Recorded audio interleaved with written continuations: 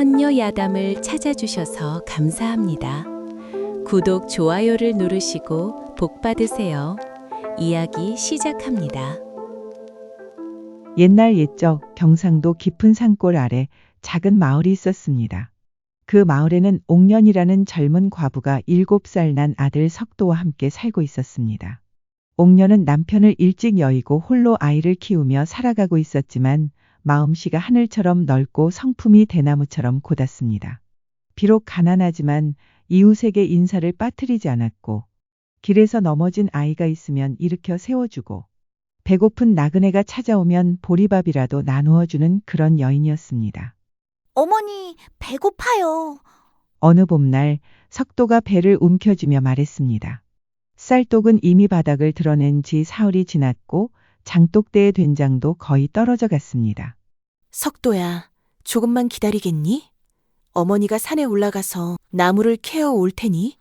옥년은 아들의 머리를 쓰다듬으며 말했습니다. 낡은 고무신을 신고 광주리를 등에 메고 산으로 향했습니다. 산길을 한참 올라가니 고사리와 도라지 더덕이 지천으로 널려 있었습니다. 이것으로 며칠은 굶지 않겠구나. 옥년이 정신없이 나무를 캐고 있을 때였습니다. 갑자기 으르렁 하는 무서운 소리가 들렸습니다. 고개를 들어보니 커다란 호랑이가 작은 고라니 한 마리를 앞발로 누르고 있었습니다. 고라니는 무서움에 떨며 애처롭게 울고 있었습니다. 옥년의 마음이 짠해졌습니다. 무서웠지만 그냥 지나칠 수가 없었습니다. 호랑이님, 호랑이님. 옥년이 큰 소리로 외쳤습니다. 호랑이가 놀라서 옥년을 바라보았습니다. 호랑이님, 그 작은 고라니는 놓아주세요. 대신 제게 있는 이 나무를 드릴게요. 부족하시면 집에 가서 보리밥이라도 해드릴게요. 호랑이는 옥년을 한참 바라보더니 코를 킁킁거렸습니다. 옥년에게서는 착한 마음의 향기가 났습니다. 호랑이는 고라니에게서 발을 떼고 옥년이 내미는 나무를 받은 후 산속으로 사라졌습니다. 고라니는 옥년을 빤히 바라보았습니다. 그 눈에는 고마움이 가득했습니다. 고라니야, 괜찮니? 다치지 않았니? 옥년이 고라니의 상처를 살펴보며 말했습니다. 다행히 큰 상처는 없었습니다. 이제 괜찮으니 어서 숲속으로 돌아가거라. 조심히 다니고. 고라니는 옥년을 향해 깊이 고개를 숙인 후 숲속으로 뛰어갔습니다. 그날 이후 신기한 일이 벌어졌습니다. 옥년의 집 마당에 산나물이나 꿩고기가 놓여 있는 것이었습니다. 처음엔 누가 놓고 간 것인지 몰랐는데 어느 날 새벽에 일어나 보니 그 고라니가 고기를 물고 와서 조심스럽게 마당에 놓고 가는 것이었습니다. 어머, 고라니야? 옥년이 반갑게 부르자 고라니는 꼬리를 흔들며 다가왔습니다. 네 덕분에 석도가 고기도 먹고 건강해지고 있어. 정말 고마워. 옥년은 고라니를 위해 깨끗한 물을 떠다 주고 보리밥도 만들어 주었습니다. 고라니는 맛있게 먹고는 만족스럽게 숲으로 돌아갔습니다. 이렇게 옥년과 고라니는 서로 도우며 지냈습니다. 옥년은 마을 사람들에게 이 이야기를 했지만 믿는 사람은 많지 않았습니다. 고라니가 어떻게 사람의 은혜를 안다고 그런 일을 하겠어? 옥년이가 생각이 많아서 그런 걸 거야. 하지만 옥년은 상관하지 않았습니다. 고라니와의 우정이 진실하다는 것을 알고 있었기 때문입니다. 한편 이 마을에는 오대감이라는 악한 인물이 살고 있었습니다. 오대감은 조상 대대로 재산을 물려받아 마을에서 가장 부자였지만 그의 마음은 새까맣게 썩어 있었습니다. 마을의 과부들을 괴롭히고 가난한 농민들의 땅을 억지로 빼앗고 품삯을 떼어먹는 것이 일상이었습니다. 특히 젊고 예쁜 여인들을 보면 침을 흘리며 추근거렸습니다. 저 옥년이라는 년 꽤 예쁘게 생겼는데. 오대감은 평소 옥년을 눈여겨보고 있었습니다. 어느 날 오대감이 옥년의 집에 찾아왔습니다. 옥년아, 옥년아. 예, 누구세요? 옥년이 나오자 오대감이 번들거리는 얼굴로 웃었습니다. 나야 오대감이다. 들어가도 되겠느냐? 무슨 일로 오셨는지요? 좋은 이야기가 있어서 말이다. 어서 들어가자. 오대감이 대청마루에 버젓이 앉자 옥년은 어쩔 수 없이 물 한 그릇을 대접했습니다. 옥년아, 너 혼자 아이 키우며 사는 것이 얼마나 힘드냐? 내가 좋은 제안을 하나 하지. 무슨 제안 말씀이신지요? 내 첩으로 들어와라.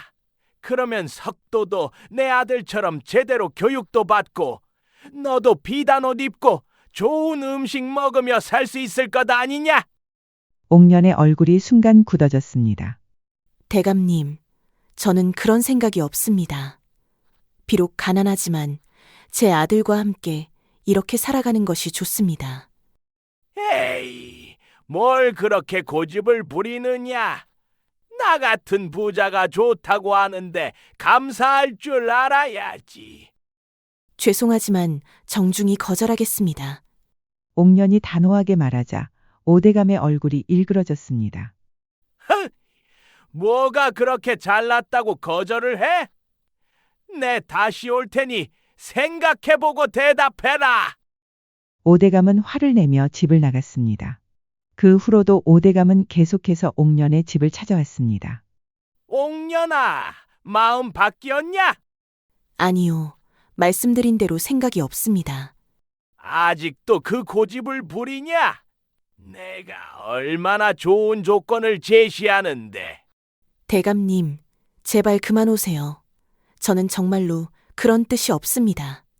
옥년이 애원하듯 말해도 오대감은 포기하지 않았습니다. 거절당할 때마다 오히려 더 집요하게 달라붙었습니다. 어머니, 무서워요.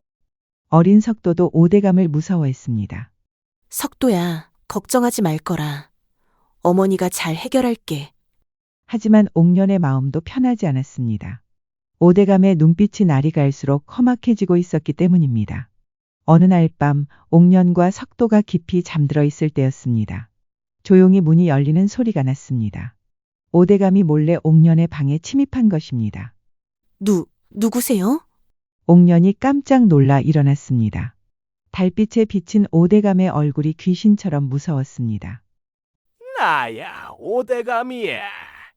이제 그만 순순히 내 말을 들어라. 대감님, 이러시면 안 됩니다. 당장 나가세요. 옥년이 소리쳤지만 오대감은 들은 척도 하지 않았습니다. 시끄러워. 내가 이렇게까지 와서 청하는데 왜 계속 거절하느냐? 싫다고 했잖아요. 제발 나가세요. 옥년이 필사적으로 저항했습니다. 하지만 힘이 센 오대감을 당해낼 수 없었습니다. 어머니, 어머니! 석도가 깨어나 어머니를 부르며 울기 시작했습니다. 이 꼬마 녀석이 방해를 하는군.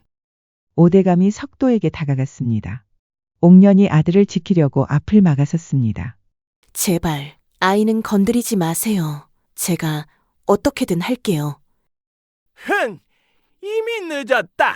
감히 나를 능멸해? 너희 모두 없애버리겠어. 오대감은 이성을 잃고 허리에 차고 있던 칼을 뽑았습니다. 안 돼! 옥년이 절규했지만 이미 늦었습니다. 오대감은 먼저 옥년을 그리고 어린 석도까지 해치고 말았습니다. 그러게 진작 말을 들었어야지. 오대감은 피 묻은 칼을 아궁이에 버리고 급히 집을 빠져나갔습니다. 하지만 이 끔찍한 광경을 지켜본 것이 있었으니 바로 옥년과 친구가 된 고란이었습니다. 고란이는 그날 밤 옥년에게 찾아왔다가 모든 것을 목격했습니다. 고란이는 슬프게 울었습니다. 자신을 구해준 은인이 이렇게 억울하게 죽다니. 어떻게 이런 일이 있을 수 있단 말입니까? 고란이는 며칠 동안 옥년의 집 앞에서 슬피 울었습니다. 하지만 울기만 해서는 안 된다는 것을 깨달았습니다. 이 억울한 죽음을 알려야 했습니다. 다음 날부터 고란이는 이상한 행동을 시작했습니다. 매일 아침 관아 앞으로 가서 대문 앞에 앉아 있는 것이었습니다. 꼼짝도 하지 않고 하루 종일 앉아 있었습니다. 저 고라니가 왜 저러지? 그거 참 신기하네. 야생동물이 사람을 무서워하지도 않고. 혹시 아픈 건 아닐까? 사람들이 신기했지만 고란이는 계속 같은 자리에 앉아 있었습니다. 며칠이 지나자 사또의 귀에까지 이 소문이 들어갔습니다. 고라니 한 마리가 관아 앞에서 며칠째 앉아 있다고. 예, 사또. 아무리 쫓아도 가지 않고 계속 그 자리에 앉아 있습니다. 그거 참 신기한 일이로다. 내가 직접 나가서 보지. 사또가 관아 밖으로 나왔습니다. 정말로 고라니 한 마리가 대문 앞에 앉아 있었습니다. 사또가 다가가자 고라니가 고개를 들어 사또를 바라보았습니다.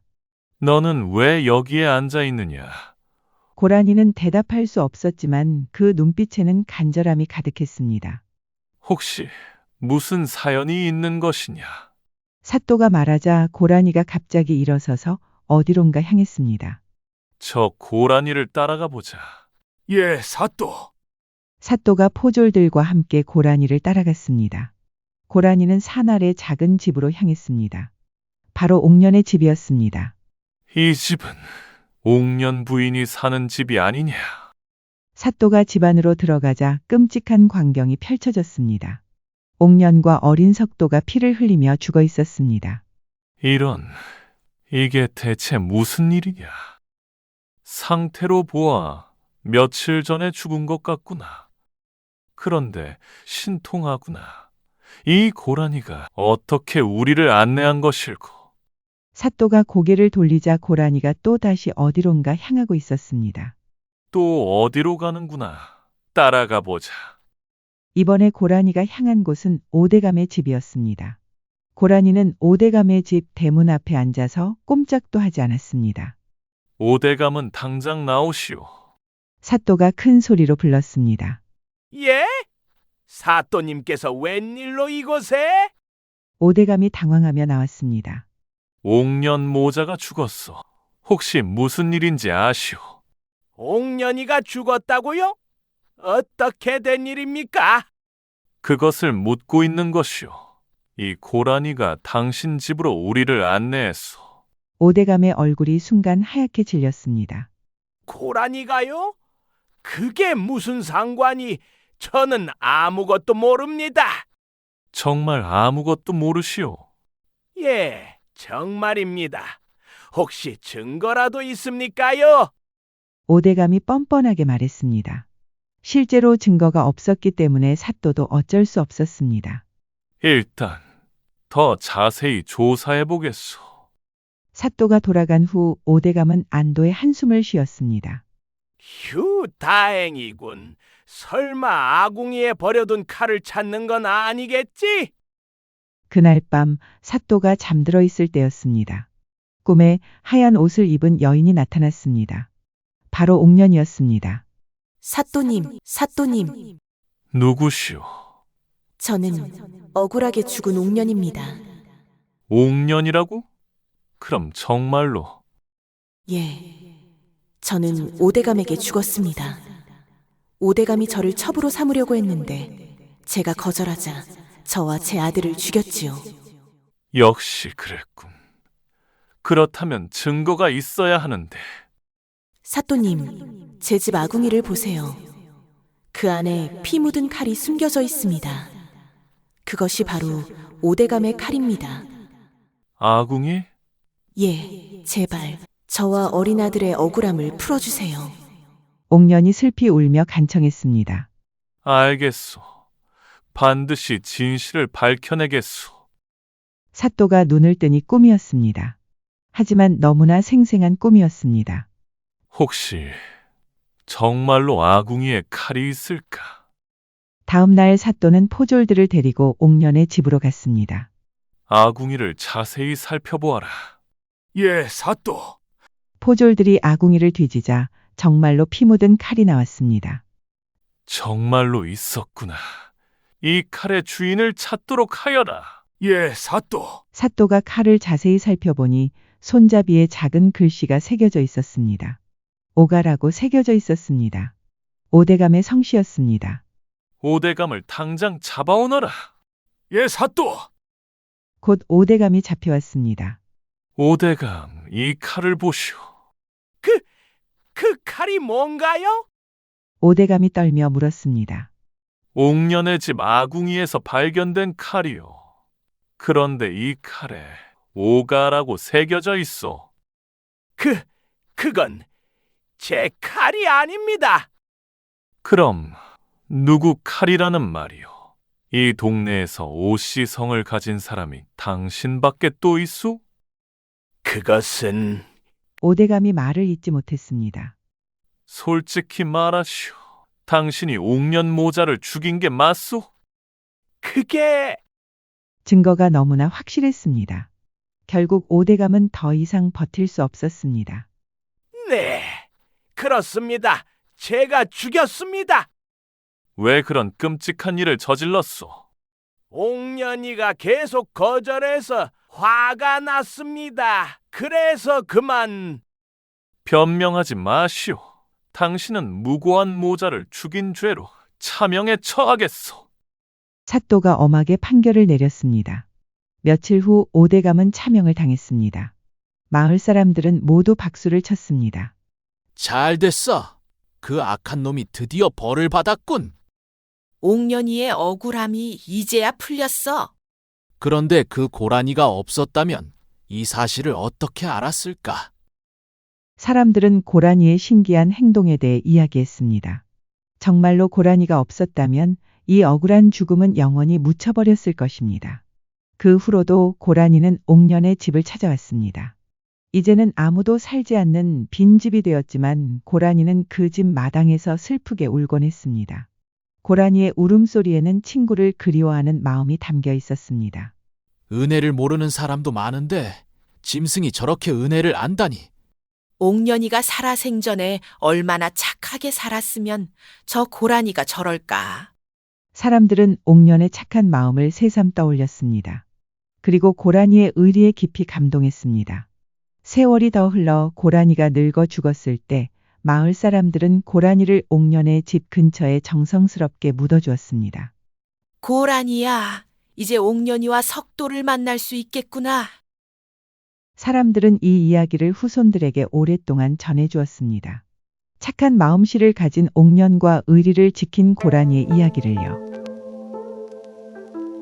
이 이야기에는 악한 마음은 아무리 권세가 크더라도 언젠가는 드러나며 억울한 죽음은 작은 생명이라도 기억되어 반드시 심판받는다는 교훈이 담겨 있습니다.